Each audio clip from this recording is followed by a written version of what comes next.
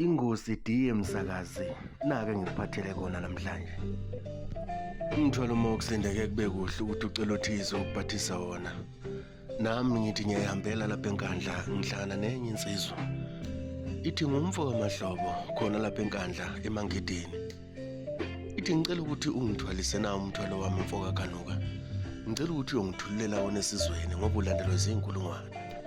Ngithi mina kwenze njani siswakithi? Uthi ngicela ukukulandisa. Uthi kunosifazane othize ebese ngibambisene naye kwesewuthando. Bese sineminyaka eyi18 phecelezi 18 years sihlalisene naye.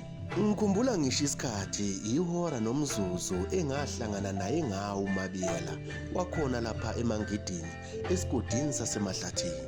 Inhliziyo yami yayishaya amashushu ngaye ngamcela uthando wavuma. Ngagiya ngadela mhlazane ethumela amaqhiza eyoqoma kithi. Ngasho ngangananaza ngenhliziyo yami ngathi uyena lo.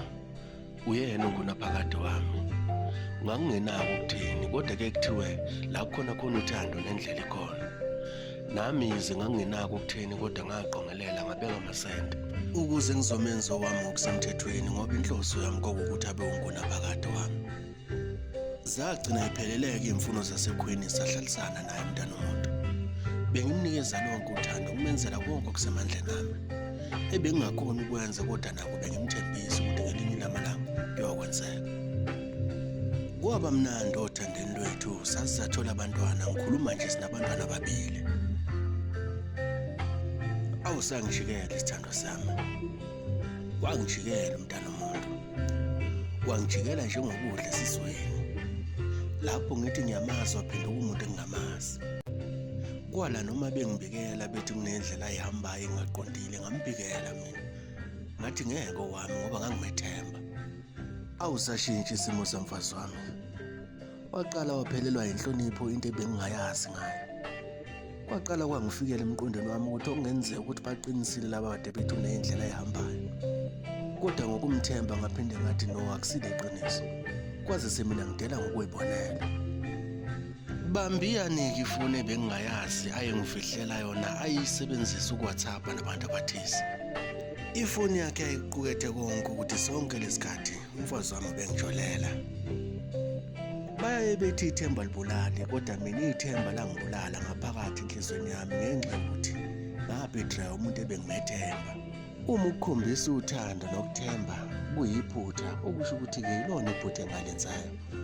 Ngoba kukho kunye bengimkhombisa kona umfazi wami ngaphandle kothando. Ngikhuluma nje angazi ngenze njani. Mhlawumbe abalaleli bakho mfo kaKhanuka khona ukuthiza abazongiqushisa ngakho. Anginawo amaningi kodwa ngithi umhlaba lo. Uhlakanipha kuyaphela. Kuyenzeka isihlakaniphi siphenduka isithutha ngobuhlakaniphi baso. Kanti kuyenzeka futhi isithutha siphenduka isihlakaniphi ngobuthutha baso. Isikoropo sibuya singenamsebenzi nje kodwa uyasikhumbula nalapho usuchithe khona amanzi. Nami mhlambe ngiyisikoropo njengamanje kodwa iqhaza engilibambayo lobonakala ngelinye ilanga. Kanti nezicathulo ezigugile zayizikhumbuleke lapho usuhlatsha khona ameva. Uthi kwakungcono naso. Ayahlaba ameva umhlaba lo. Otshala uyavuna. Ngelinye lamalanga isivuno sofika saloku kutshalayo. Awamaphelela lapho.